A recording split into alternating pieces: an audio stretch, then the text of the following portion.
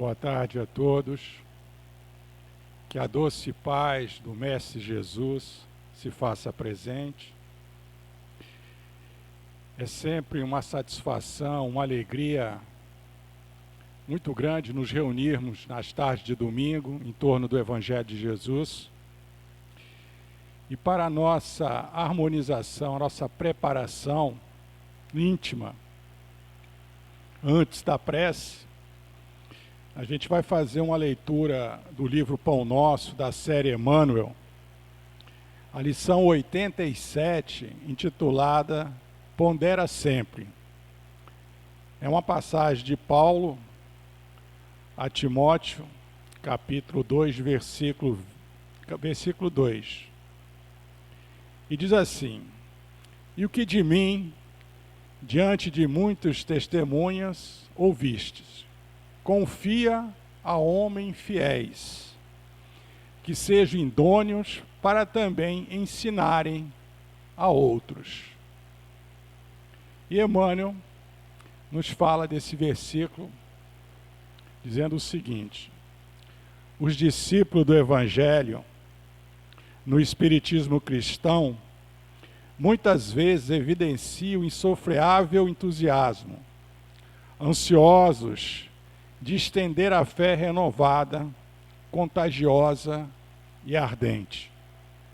No entanto, semelhante movimento mental exige grande cuidado, não só porque o assombro e a admiração não significam elevação interior, como também porque é indispensável conhecer a qualidade do terreno espiritual a que se vai transmitir o poder do conhecimento.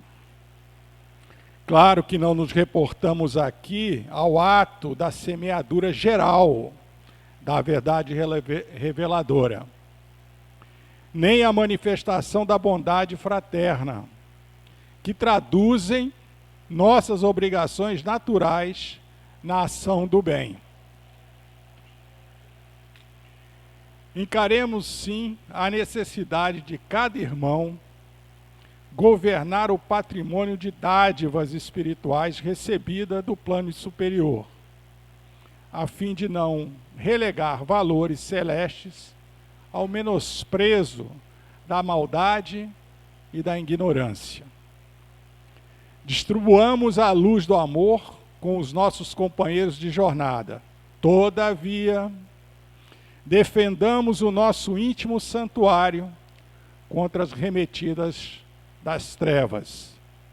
Lembremos de que o próprio Mestre reservava lições diferentes para as massas populares e para a pequena comunidade dos aprendizes, que não se fez acompanhar por todos os discípulos na transfiguração do Tabor. Na última ceia, aguarda a ausência de Judas para comentar as angústias que sobreviriam. É necessário atentarmos para essas atitudes do Cristo, compreendendo que nem tudo está destinado a todos. Os espíritos enobrecidos se comunicam na esfera carnal, adotam sempre critérios seletivos, buscando criaturas idôneas e fiéis, habilitadas a ensinar aos outros.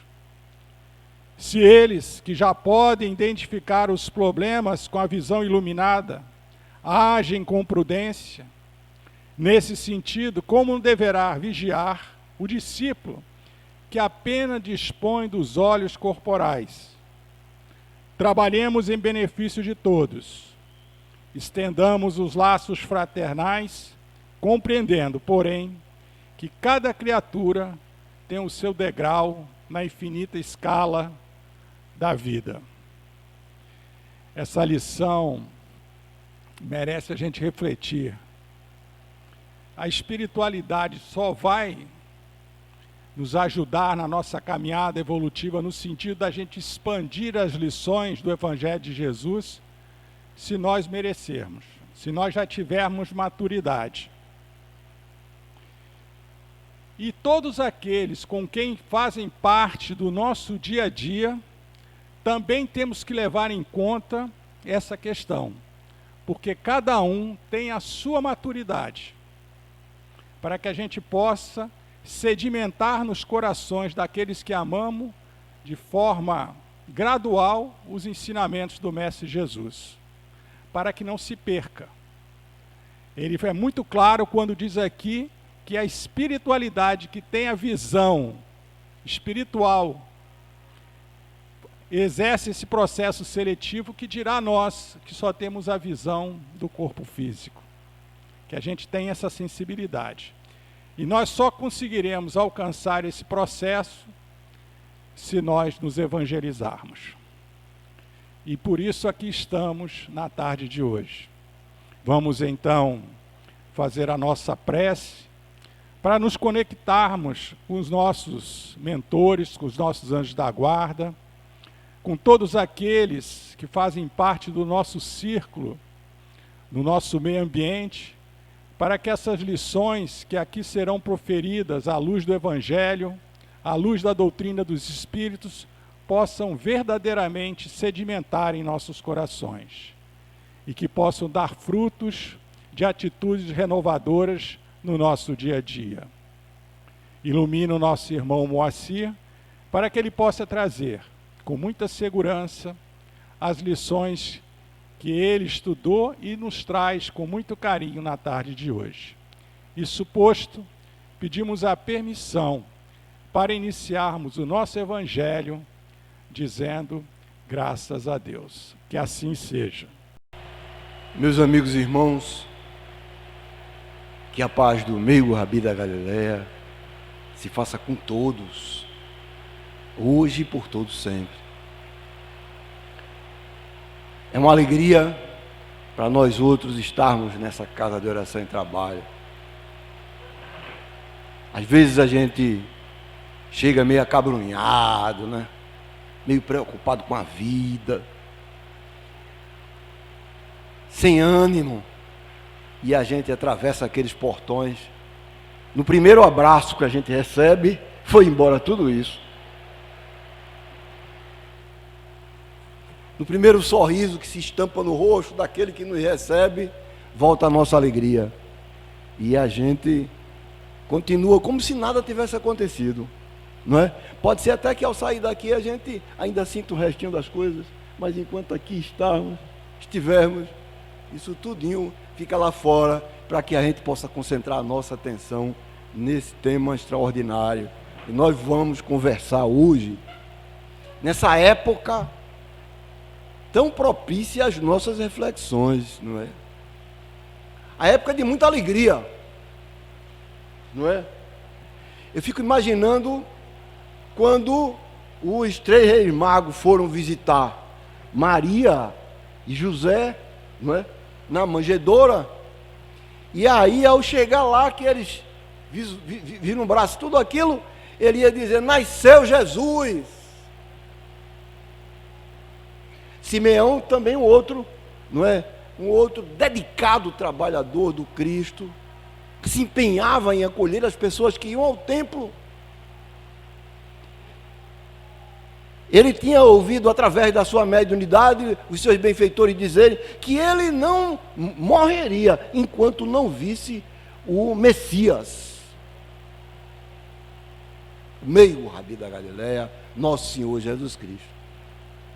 E aí um belo dia, Maria e José vão até o templo, levaram o menino para que eles pudessem ver, os maiores do templo pudessem ver, dentre eles Simeão e Ana, que era também uma dedicada trabalhadora do templo, não é? Viúva de muitos anos, dedicada exclusivamente a receber, acolher, ouvir, assistir a todos que entravam naquele templo.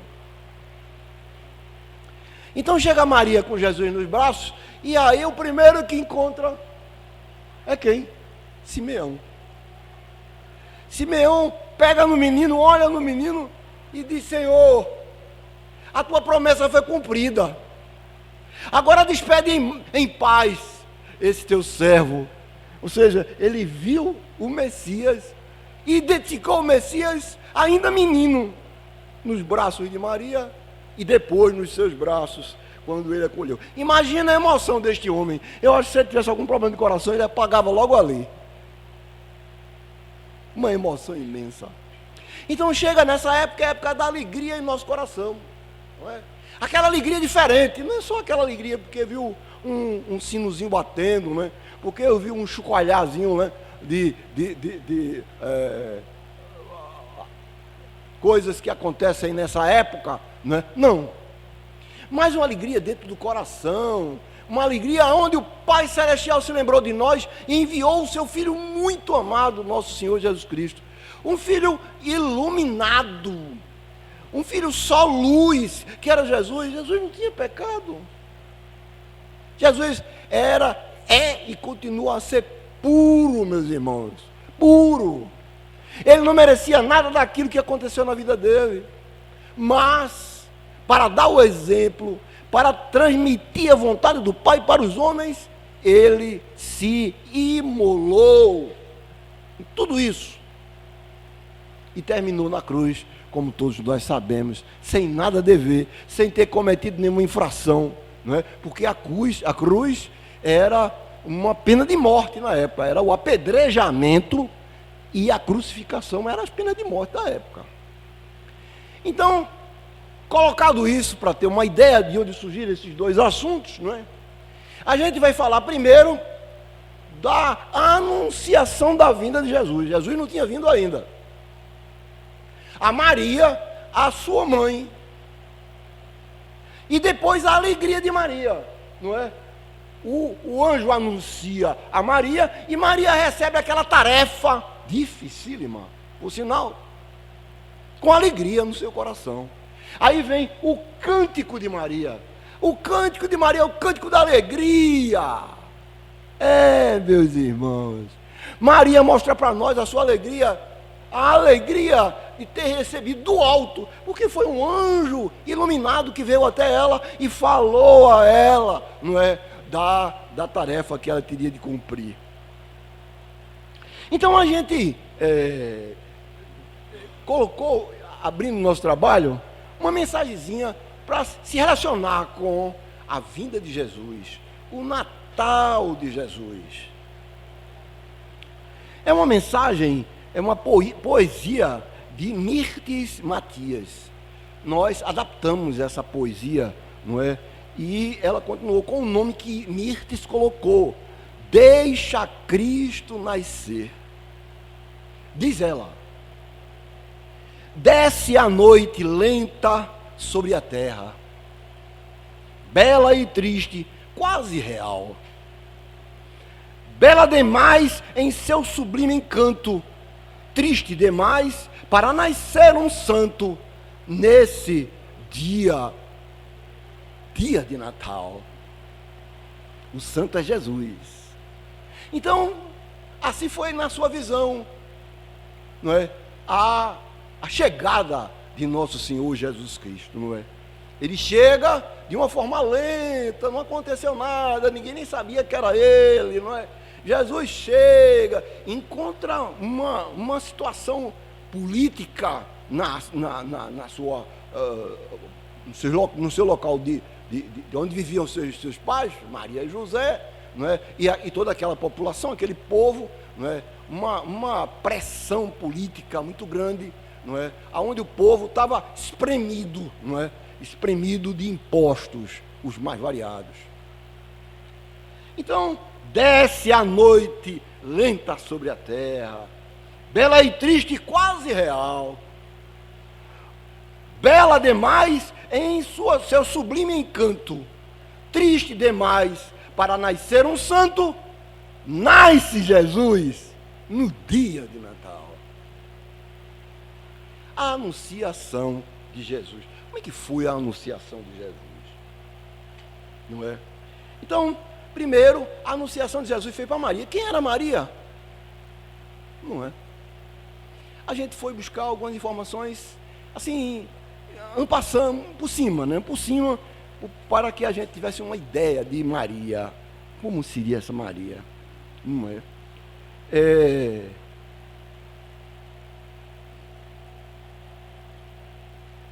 É muito importante refletir como o nascimento do menino Jesus, que se tornou o libertador, o salvador do mundo, alterou nossa história para sempre. Isso é verdade. Jesus nasceu e alterou nossa história.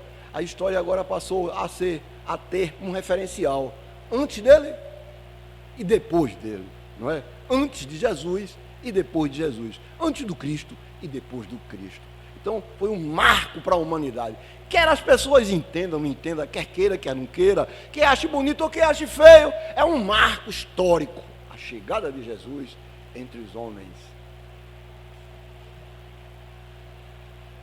Jesus Cristo demonstrou amor incondicional, ele amava as pessoas, suas palavras eram precedidas por gestos de amor, seu retorno aos braços do Pai foi precedido pelo seu amor, ele cumpriu sua missão com amor.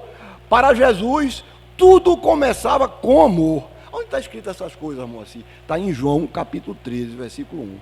E diz ele que ele amou seus discípulos até o fim.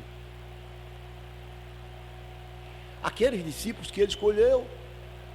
E nós outros, os discípulos, os aprendizes, os alunos de Jesus para a posteridade. Ele nos amará eternamente. Jesus quer estar conosco. Jesus quer nos amar. Jesus quer nos ouvir, meus irmãos. Mas não está isso, irmão. Que conversa mole é essa? Jesus disse: vinde a mim todos vós que vos encontrais aflitos e sobrecarregados, e eu os aliviarei. Jesus quer, vá até Ele. Caminhemos até Jesus, meus amigos e irmãos. Naturalmente não vai ser caminhar como quem está fazendo exercício, né? De manhã, 5 horas, não.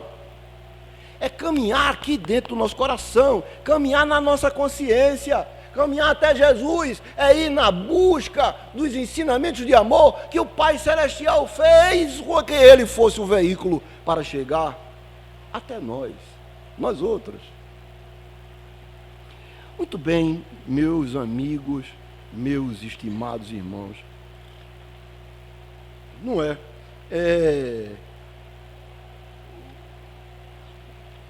Eu coloquei aqui essas informações que eu lhes falei, e ela diz o seguinte, não é? Maria, ela foi informada de que iria conceber e no devido tempo ter um filho do qual nenhum mortal teve. Que coisa, né? A gente estuda Jesus, a gente lê Jesus, mas a gente esquece desse detalhe.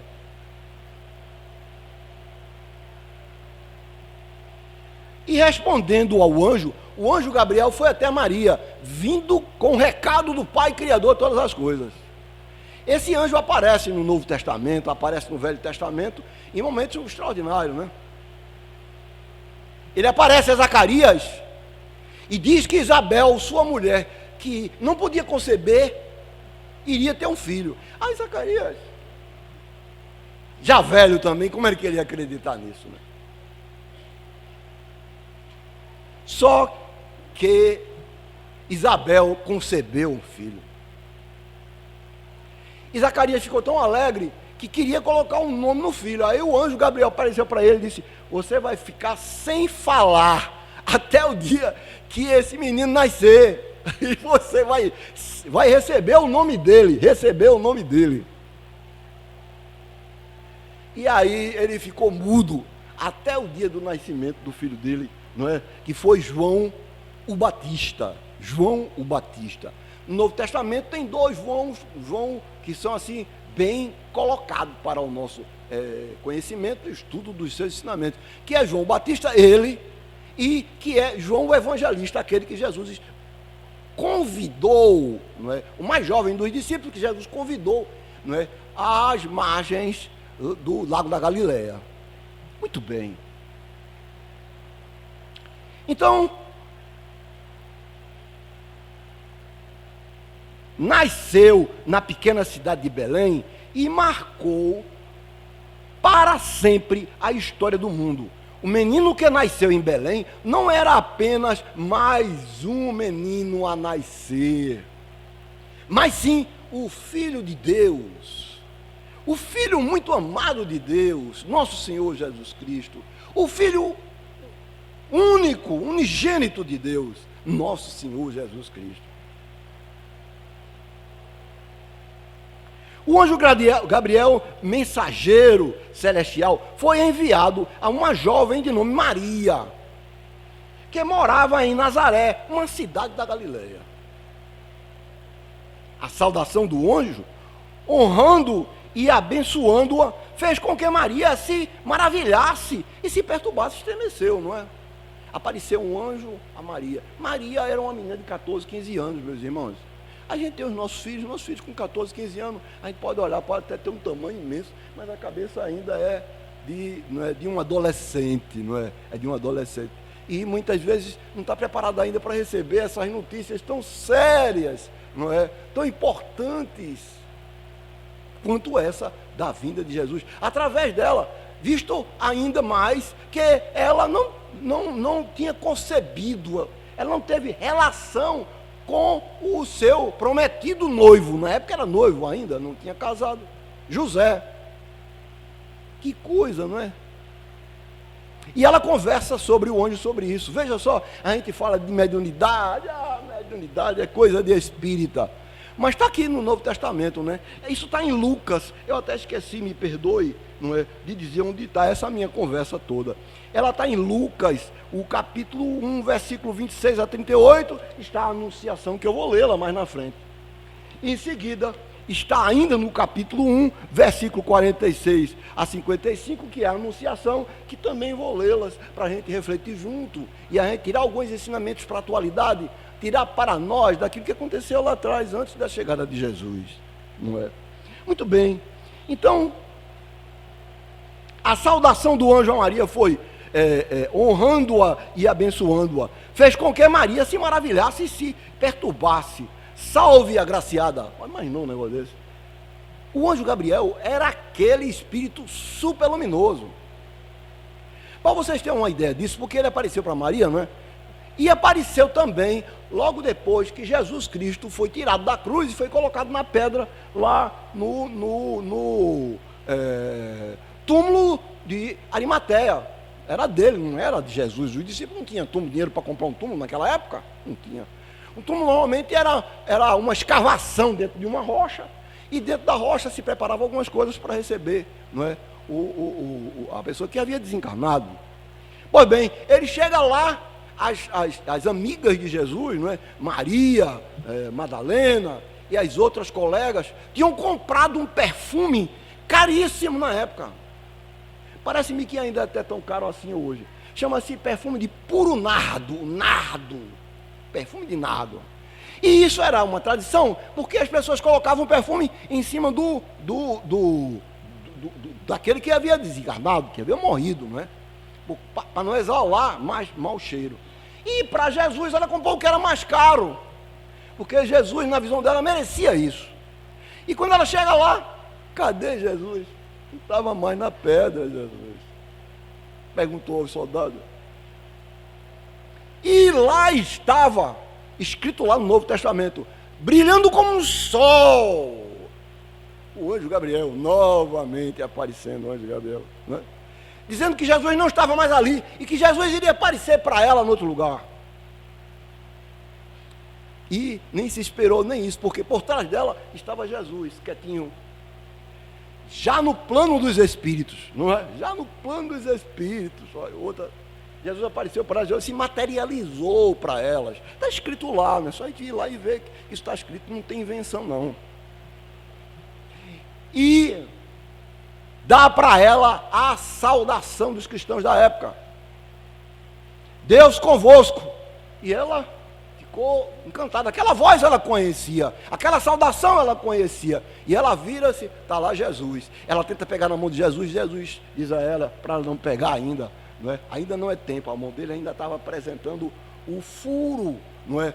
Dos pregos imensos, não é? Foram colocados na mão dele. Ele se materializou até nesse ponto, para mostrar que era Jesus que estava ali, justamente conversando com elas. Então, Maria recebeu essa presença amorosa, não é? Enviada de Deus para as criaturas, para preparar. Nunca as informações que vêm do Pai Criador de todas as coisas, que estão lá no Novo Testamento, acontecem de imediato. Sempre tem um aviso anterior. Então Jesus foi, o anjo Gabriel foi encaminhado pelo Pai Criador de todas as coisas, para avisar que Jesus viria. E foi para a pessoa adequada, que é Maria.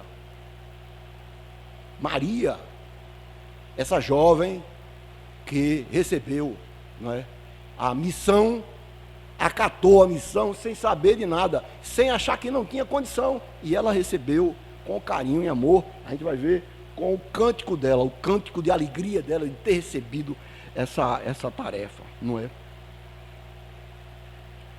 Maria foi informada de que no devido tempo iria ter um filho, e o anjo disse: descerá sobre ti o Espírito do Senhor, e a virtude do Altíssimo te cobrirá com a sombra. Por isso também santo que te há de nascer será chamado Filho de Deus. Por isso que a gente ouve sempre a expressão, né? Jesus, o Filho de Deus. O Filho de Deus vivo, continua vivo. Não é fanatismo não, meus amigos e irmãos. Ele continua vivo na frente daquele que está sofrendo. Ele continua vivo nas crianças que não tem nada, que está na rua, que muitas vezes toca a gente, outras vezes não toca. Não é verdade? Ele continua vivo no rosto daquelas pessoas que não têm o que comer, que está na rua pedindo que não tem o que comer. Não é porque é drogado não é? E muitas vezes o que está drogado, nós também estamos vendo Jesus no rosto dessas pessoas, porque são as pessoas que estão necessitadas. Jesus veio principalmente para aqueles que estão necessitados. Não é só necessitado da comida, não é só necessitado da roupa, não é só necessitado do remédio, mas necessitado da alma, principalmente da alma. É ali que Jesus chega para nós no século 21, para nós nos séculos vindouros, para nós em toda a eternidade, não é? Muito bem, meus irmãos. Então, Maria, com a idade de 14 a 16 anos, é um modelo de vida cristã que experimentou a justificação por graça e fé. Em Maria, Deus exalta os humildes e rebaixa os poderosos, abate os presunçosos e ergue os infelizes. Deus valoriza os que nada são, não é? É preciso que a gente pense um pouquinho sobre essas colocações, que a princípio parece que são muito fortes. O nosso preconceito faz com que elas fiquem distantes do nosso entendimento. Não é? Disse que o indivíduo que é orgulhoso, para se transformar num indivíduo humilde, é como se ele fosse esvaziando o seu interior. Esvaziando o interior dele daquilo que o faz orgulhoso. E na medida que ele faz isso, não tem outra coisa que preencha esse vazio, senão a humildade. Então, ele vai esvaziando o seu orgulho e vai agora se transformando esse vazio em humildade. A humildade é o vazio do orgulho. Não é? Há uma espécie de uma lei, eu acho que é lei, né? De um químico conhecido, que diz que Lavoisier, que diz que na natureza nada se perde, nada se cria, tudo se transforma. Então o orgulho é transformado em humildade. Ele não se perdeu. A humildade não foi criada. Entende, meus irmãos? Então é isso que leva a gente a fazer essas reflexões, não é? Como disse, o que atrapalha muito a gente é o nosso preconceito. O nosso preconceito é que atrapalha a visão, né? Jesus não colocou nada com preconceito para nós não, meus irmãos, não é? Quando ele coloca os pobres, ele está falando agora do pobre de espírito, está falando do pobre que não tem também as suas condições financeiras, não tem as suas condições mínimas de sobrevivência, mas está falando também de nós pobres, não é? Das nossas virtudes, nós cheios de imperfeições e virtudes, e à medida que a gente vai trabalhando essa pobreza que existe em nós, que são as imperfeições, a gente vai transformando a riqueza, aquela que fica eternamente em nós, que é a humildade. O indivíduo humilde não se transforma em outra coisa, não. É humilde, mais humilde, mais humilde, mais humilde. Não tem mais volta, porque a natureza não dá passo para trás, só dá passo para frente, não é? O progresso não dá passo para trás, só passo para frente. Então, vejam bem, meus queridos e amados irmãos. E agora a gente vai ver esse momento extraordinário, não é? O momento em que o anjo fala com Maria e registra o que está escrito em Lucas capítulo 1, versículo 26 a 38. Diz ele: e no 6º mês, o anjo Gabriel enviado por Deus a uma cidade da Galiléia chamada Nazaré, a uma virgem prometida em casamento a um homem cujo nome era José, da casa de Davi, e o nome da virgem era Maria. Prometida em casamento, aqui quer dizer que não havia relações íntimas durante o noivado. No noivado judaico não havia isso, mas havia relação mais definitiva, porque o noivado de hoje, só podendo ser, o noivado da época, só podia ser rompido mediante divórcio. Veja, um noivado rompido mediante divórcio. Assim era na época de Jesus, era a regra, né, do povo judeu. Não é hoje a nossa realidade, não é hoje a nossa realidade.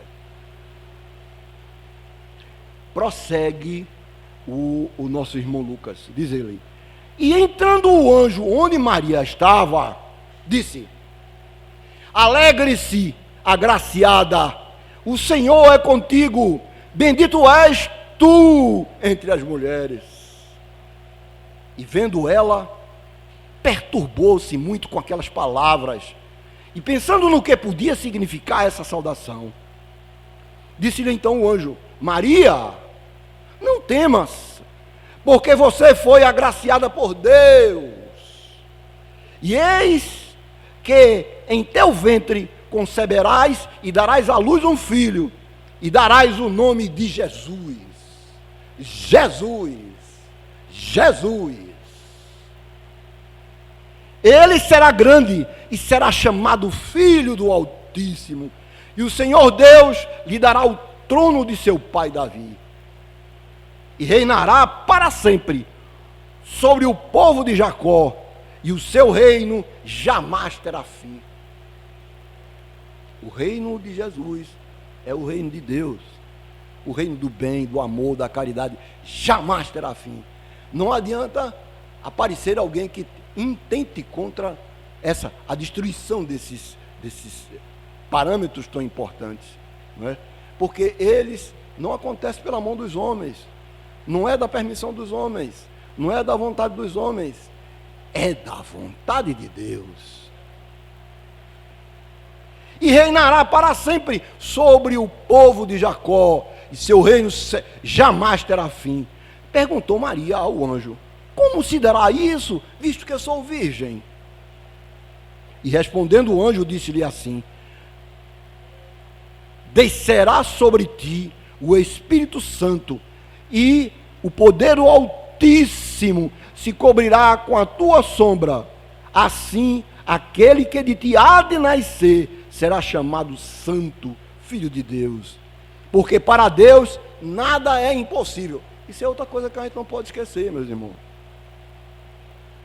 No Livro dos Espíritos, a questão número 1, Kardec pergunta ao Espírito de Verdade: o que é Deus? Não é quem é Deus, o que é. O que trata dos propósitos de Deus, não é? Não é da figura, não é? De Deus. E o Espírito de Verdade responde da seguinte forma, com duas vertentes que se conectam uma na outra. Primeiro, a inteligência suprema. Segundo, a causa primária de todas as coisas. Não existe nenhuma inteligência maior do que a dele. E segundo, não existe nada antes dele. Entende, meus irmãos?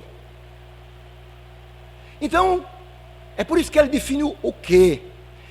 A inteligência não é só aquilo que a gente pensa, aí entra o nosso preconceito de novo para atrapalhar. A inteligência é aquilo que se relaciona com lógico, é aquilo que se relaciona com raciocínio. Não!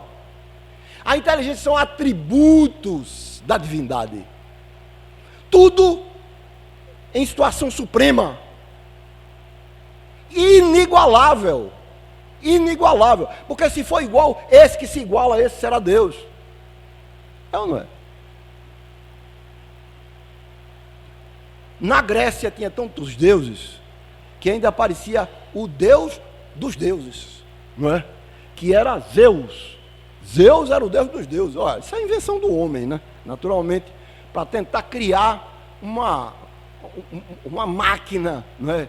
De interações políticas entre eles, entre a Grécia, entre os outros países que eles circunvizinhavam. Muito bem. Então, porque para Deus nada é impossível. Disse então Maria, eis aqui, essa aqui é o desfecho dessa passagem. Disse então Maria, eis aqui a serva do Senhor, cumpra-se em mim, segundo tua palavra. E o anjo assentou-se dela.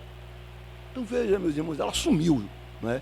Ela assumiu para ela aquela missão que nunca tinha acontecido com nenhuma daquelas pessoas que ela já viu, ouviu ou teve contato na sua vida.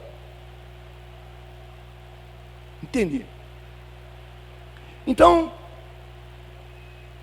o que a gente aprende com isso, meus amigos e irmãos?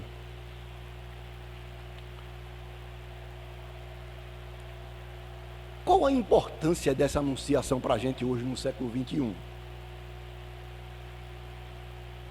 Ele veio numa família humilde. Jesus veio numa família humilde. Não é? Jesus, ele nasceu numa estribalia. Né? Hoje a gente vê uma manjedoura de ouro. Na verdade, o pessoal compra uma manjedoura de ouro, bota na sua sala, lá é bonitinho, tal, etc. Mas Jesus não veio assim.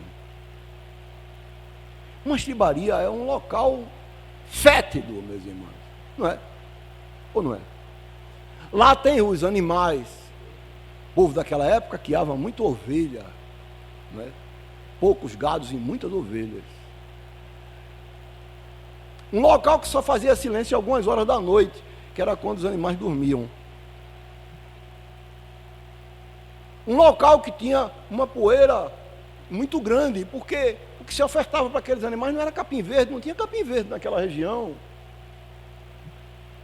Feno é aquele pó, vai dando e vai saindo aquele pó, toma conta de toda a estribaria. Maria chega, já em vias de dar à luz, sentada em cima de um burrinho. Ó. Ela veio nesse burrinho, puxado por José, muitos quilômetros até chegar lá. Muitos quilômetros. Já chegando a hora de dar à luz, que incômodo ela não estava sentindo? Calada. Uma menina, 14, 15 anos de idade. Nunca teve filho, nunca teve quem orientasse ela a respeito. Entende, meus amigos e irmãos? E Jesus, o alto, escolheu esse local para demonstrar para nós outros muitas coisas, muitas lições, nós outros, irmãos. Muitas lições. As casas espíritas têm um trabalho de enxoval, não é mesmo? Enxoval, né? Muitas vezes são jovens. Eu digo jovem, mas na verdade meninas, 16 anos, já grávidas, sem nenhum pano de xixi, e entram no centro para pedir ajuda. Aí o pai é um jovem, 16, 17 anos, que ficou lá fora esperando que ela entrasse, até que ela fosse lá chamar o jovem, o pai. Aí o pai entra na sala onde estão as irmãs, anotando quem são as pessoas, não é? Então, meus irmãos,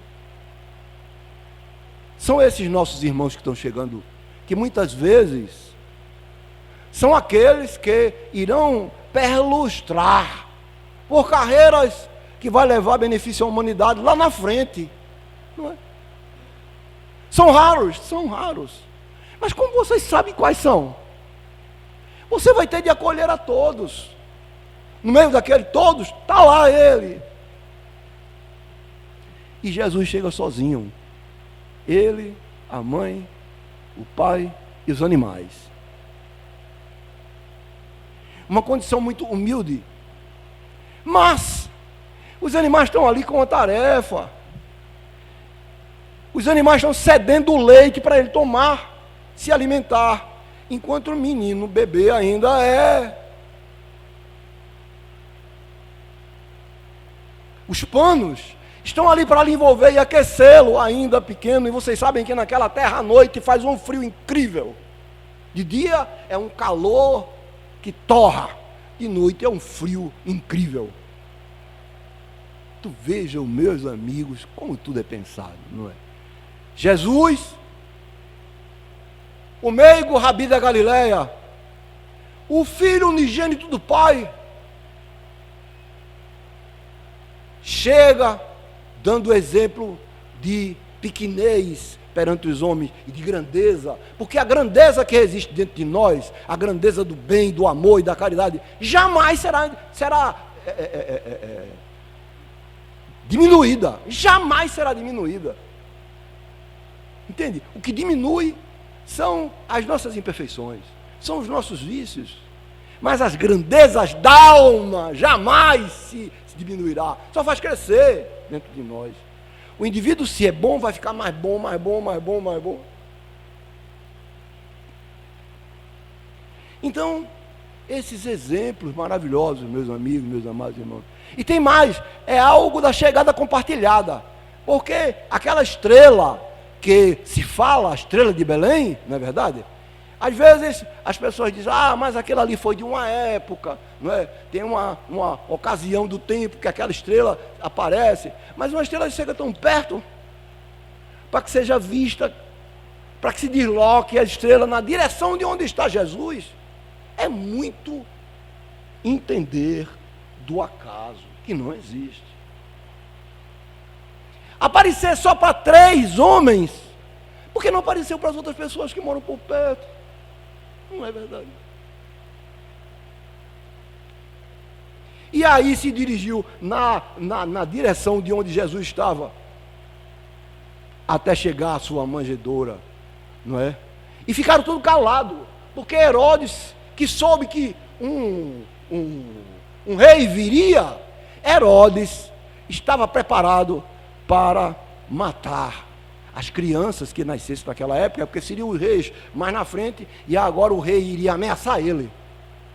O rei iria ameaçar ele, esse novo rei iria ameaçar ele.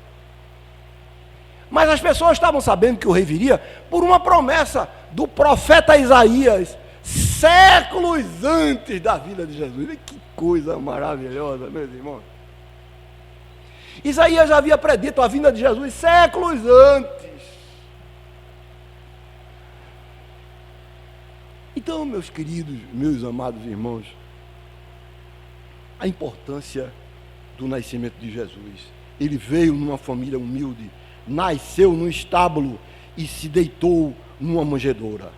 Considerando tudo isso, precisamos considerar alguns pontos importantes sobre esse nascimento de Jesus. Jesus nasceu por obra do Pai Celestial. O nascimento de Jesus mostra verdadeiramente que a libertação do homem não é obra do esforço do homem, mas é obra de Deus. Deus quer que nós nos libertemos das nossas imperfeições.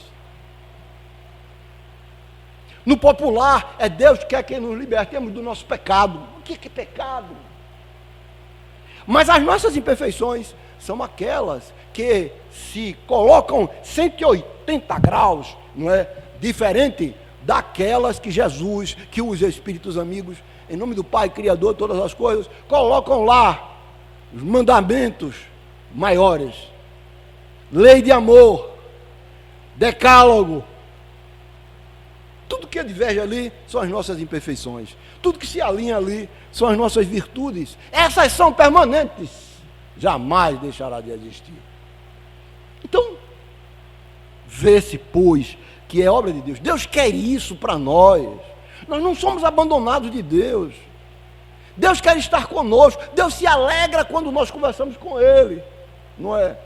Está lá, Jesus pede, não tem lá a oração persistente. Peça, procure, bata. Então, é você insistir na busca daquilo que você precisa, da sua necessidade. Como um indivíduo que está no deserto, não tem água nenhuma, e cai algumas gotas que ficaram em algumas folhas das árvores restantes que está no deserto, e pinga nos seus lábios,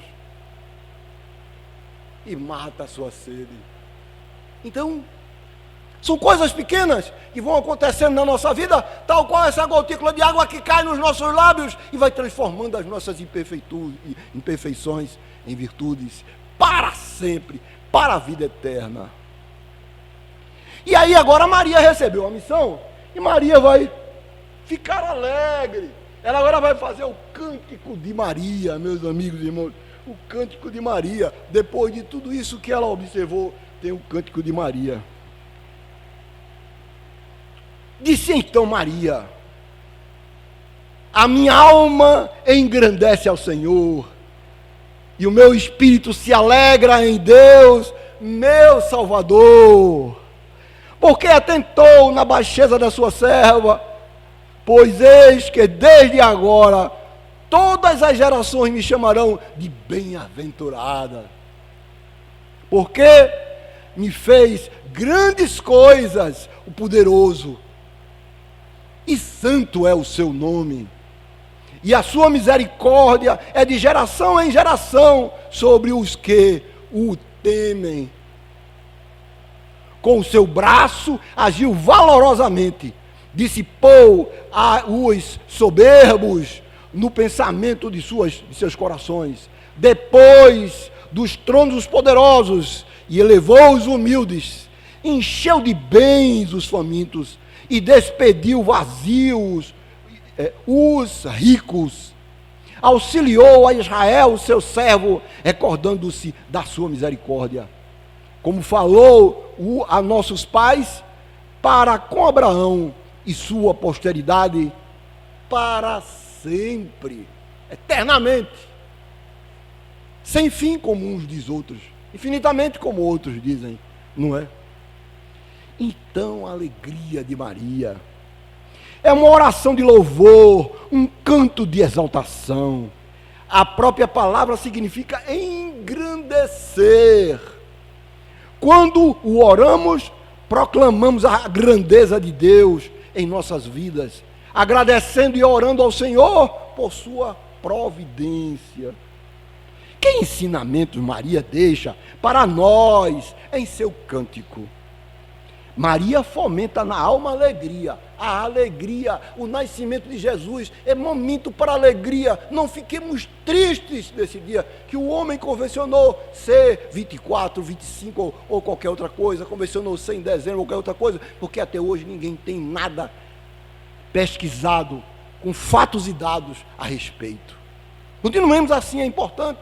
Pior é sem ter nada, não é? Pior é se esquecer da vinda de Jesus entre os homens, como nós e entre nós. Maria fomenta na alma a alegria.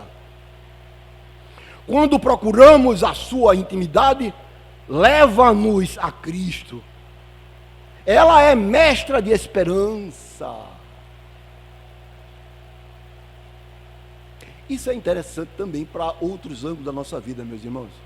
Porque o anjo Gabriel veio dizer a ela, e a partir dali, ela ficou com a esperança que ia acontecer, mas no tempo de Deus, e não no tempo dela. Muitas vezes a gente faz um pedido ao Pai Criador de todas as coisas, com a intercessão de nosso Senhor Jesus Cristo, e a gente quer que a coisa aconteça no outro dia. Mas para Deus, a gente fala em silêncio. Deus responde para a gente em silêncio, e responde no tempo dele. É no tempo dele. Então Maria é a esperança que está com fé, acreditando, porque só tem esperança quem tem fé. Se não tem fé que vai acontecer e não aconteceu ainda, não tem fé. Para quem tem fé, o que está para acontecer, vai acontecer na cabeça daquela criatura. Já aconteceu. No tempo que o pai quis, não é? Mas com a certeza que o pai quer. A própria palavra significa engrandece. Então, quando procuramos a sua intimidade, leva-nos a Cristo. Ela é mestra da esperança. Maria proclama que a chamarão bem-aventuradas todas as gerações. Advento significa espera de Cristo. Maria é a espera em pessoa que nasçam em Cristo. Muitas vezes a gente não compreende determinadas pessoas com a educação que teve igualzinho a um outro filho ou a uma outra filha, nasceram gêmeos, mas um tem um comportamento péssimo, o outro é calmo, não é? Recebe a mesma educação, é calmo, não é? É gentil, não é? E está sempre pronto para ajudar, não é? Renuncia, mas o outro não. Porém, nos lembremos, todos nós fomos criados por Deus para a perfeição. Então quem não é agora vai ser daqui a algum tempo. Quem é agora já não foi há algum tempo atrás. Oremos pelos nossos filhos, que ainda não são assim. Tem filhos que não acreditam nem em Deus. Tem outro que já nasce acreditando em Deus. A primeira vez que ouve a palavra de Deus, a primeira vez que ouve amor na sua casa, a primeira vez que entende isso, já tem, é como que algo que acorda dentro dele. Mas o outro ainda não. Mas chega no tempo. O tempo chega sempre. Assim, queridos amigos, estamos chegando ao término do nosso trabalho, não é? O que nos ensina o Cântico de Maria? Vemos que Deus age na história através das pessoas humildes. Muitas vezes a pessoa que está precisando de nós, ela está como um grande treinador nosso. A gente olha e começa a perceber coisas que a gente não tem. Já notaram isso, não? Às vezes uma criança é rebelde num item e não é rebelde no outro. Naquele item que ela é rebelde, a gente fica pensando, mas Deus, será que eu também não sou assim? Basta quem tem a cabeça aberta para aprender, não é? Às vezes a gente não tem a cabeça aberta para aprender. Então eu gosto muito de usar o exemplo da xícara e do bule. Né? Eu não sei se você se lembra o que é bule, mas bule é da minha época, alguém pode se lembrar o que é bule. A xícara é sempre aberta, não é? A boca do copo não fecha nunca, se fechar não presta, joga fora. Não é? E o bule está sempre cheio de café, ele está sempre pronto para dar. A xícara está aberta para receber. Seja a nossa cabeça aberta para receber. Não importa se é de um menino, se é de uma criança, se é de um jovem, se é de um irmão necessitado que está na rua, de um irmão necessitado que está no orfanato, que está no manicômio, não importa. Somos todos irmãos e sempre tem, nós todos meus irmãos, sempre temos alguma coisa para dar. E nós todos meus irmãos, sempre temos alguma coisa para aprender. Basta que a gente abra a nossa vista. Não é? Muito bem. Está chegando a hora, estou olhando ali. Vemos que Deus age na história através das pessoas humildes. Deus quer se fazer presente neste mundo quando pessoas se dispõem a colocar suas vidas sobre a sua vontade. Quando colocamos a nossa vida nas mãos de Deus e confiamos que sua vontade seja feita assim na terra como no céu, então Deus se faz presente. O Cântico de Maria é uma belíssima expressão de sua fé, de seu amor por Deus, da sua libertação. Nós aprendemos 4 lições sobre a oração do cântico. O conteúdo da oração, a forma da adoração, o motivo da adoração e o objetivo da adoração. Aí tem de mergulhar para saber cada uma coisa dessa, né? O Cântico de Maria nos traz nova luz sobre todas essas luzes que costumamos ver no Natal. O Cântico de Maria nos diz que enquanto houver uma pessoa desesperada, podemos ter a certeza de que Deus não que Deus não deixa de fazer com que as suas luzes cheguem até Ele. Deus vai preferir estar com os mais humildes, porque é lá que é mais necessário. Mais necessário. Isso não quer dizer que Ele abandona ninguém, não. Ele não abandona os seus filhos. Todos nós somos seus filhos. O Cântico de Maria nos diz claramente: Deus, nosso Pai Celestial, estará de vista a todas as pessoas que estão preocupadas com seus doentes fora e dentro dos hospitais. Estará de vistas aos médicos e enfermeiros que trabalham exaustivamente e mesmo assim não conseguem atender todos os necessitados. Estará de vista a dor das famílias que sentem a falta dos seus entes queridos desencarnados. Benditos, bem-aventurados, felizes são aqueles que permitem a obra de Deus em suas vidas, que se submetem ao plano do Senhor. E finalmente, meus queridos amigos e irmãos, depois dessa alegria incontida, eu poderia estar fazendo o maior esforço do mundo para conter minha alegria, mas não consegui, não é verdade? Então tem uma mensagem final aqui, que o autor é Antônio Costa, com 2T. Que Cristo lembre alegrias, não somente nos natais, mas nasça todos os dias nos corações fraternais. Feliz Natal! Jesus nasceu, paz e bem para todos.